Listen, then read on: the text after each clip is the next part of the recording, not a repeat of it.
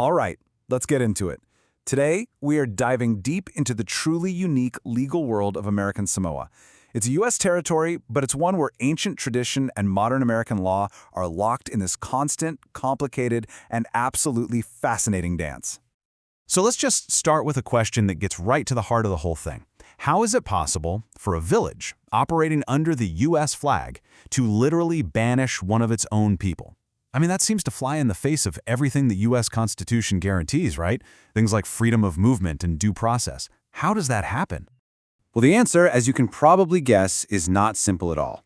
It's buried in this incredible dual system of justice. See, on one hand, you've got the legal framework of the United States. But on the other, you have something much, much older and more powerful in daily life. Fa'a Samoa, the traditional Samoan way. And our job today is to figure out how these two worlds manage to exist together. Okay, so to really get a handle on the law, we first have to understand the culture, the bedrock that everything else is built on. So let's ask the big question. What exactly is Fa'a Samoa? Calling it culture doesn't even do it justice. Think of Fa'a Samoa as the entire operating system for society. It's this all-encompassing code that dictates, well, everything. How you relate to people, who you are, and how the entire community is governed. And right at the very center of Fa'a Samoa is the Ega, the extended family. And we're not just talking about mom, dad, and the kids. This is a huge, sprawling group of relatives. And here's the crucial part. Your identity, your whole sense of self, is defined by your role and your responsibilities to this group. The collective always comes before the individual. And who leads these large family groups? That would be the Matai, the chiefs. This chiefly system is the absolute cornerstone of traditional government. And a Matai isn't just born into the role. They're chosen for their wisdom, their leadership, and a proven history of serving their family and their village. And what's really cool is how nuanced this system is. You've basically got two main types of chiefs. First, there's the Alii, the High Chief. Their title is sacred, tied to a deep historical lineage.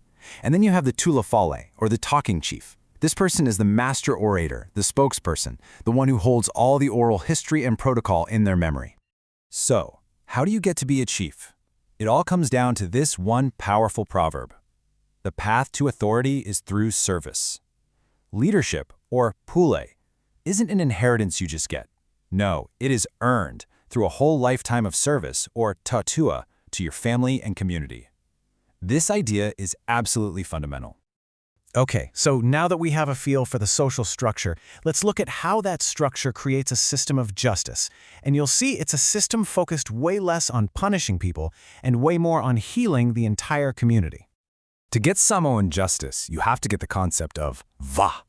The best way to think about it is as the sacred, invisible web of relationships that connects absolutely everyone. So, when a conflict happens, it's not just a problem between two people.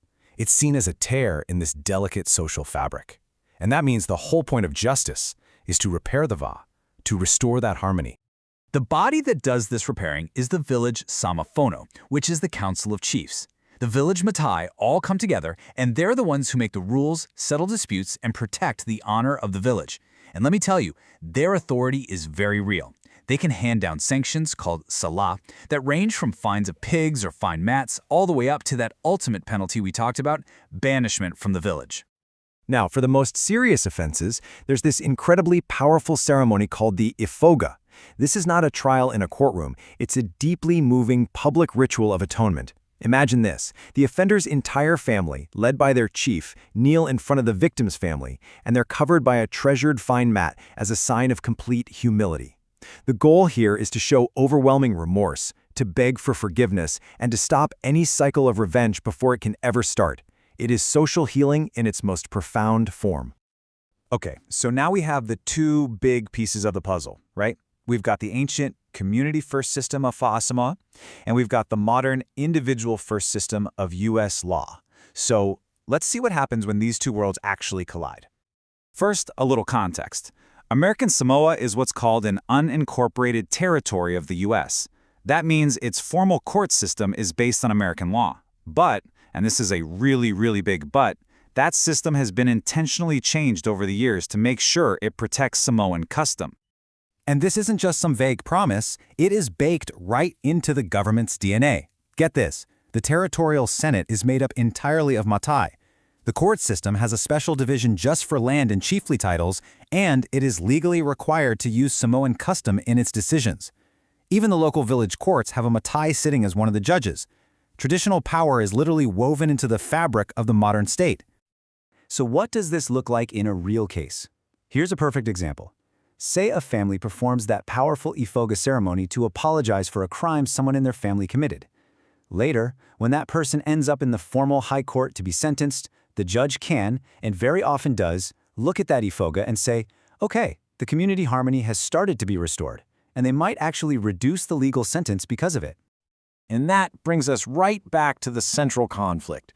Fa'a Samoa is built on the belief that the harmony and the rights of the group are the most important thing. That's what gives the Fono its power to banish someone for the good of the village. But the U.S. Constitution, of course, is built on the bedrock of individual rights, and this is where these two worldviews can smash right into each other.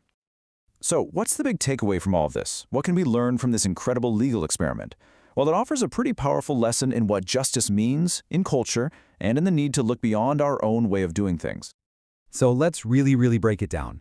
If you put the Samoan way of resolving conflict on one side and a typical American mediation model on the other, what are the deep-down, fundamental differences? The differences are just staggering. In Samoan custom, the whole game is about collective harmony. The person in the middle, the mata, is an authority figure. They can actually impose a solution. The whole process is public, it's ritualistic, and the goal is to fix society. Now look at the Western model. The core value? Individual freedom. The mediator? They're totally neutral. They have zero power to decide anything. The process is private and confidential, and the goal is just a written settlement between two people. They're operating in completely different universes. And this is exactly why an outsider can't just parachute in and use their own playbook. You have to respect the hierarchy of the chiefs. You have to get that your client isn't one person. It's the entire extended family, the Aiga. And you absolutely must avoid direct blunt confrontation because that can cause a loss of face, which is seen as a huge aggressive tear in that sacred relational space, the Va. So if there's one thing to really walk away with, it's this. Samoan justice is a social ordering process. Its entire purpose is to heal the community. Western mediation, on the other hand, is a problem-solving process. Its purpose is to help individuals. Different goals, different tools, different worlds. And that's why American Samoa offers one of the most powerful case studies in the entire world for why a one-size-fits-all approach to justice just doesn't work. And all of this leaves us with a huge question for the future. In a world that is getting smaller and more connected every day, can these two profoundly different worldviews, one that puts the group first and one that puts the individual first, really continue to live side by side? Or over time, is one of them bound to change, or maybe even swallow the other?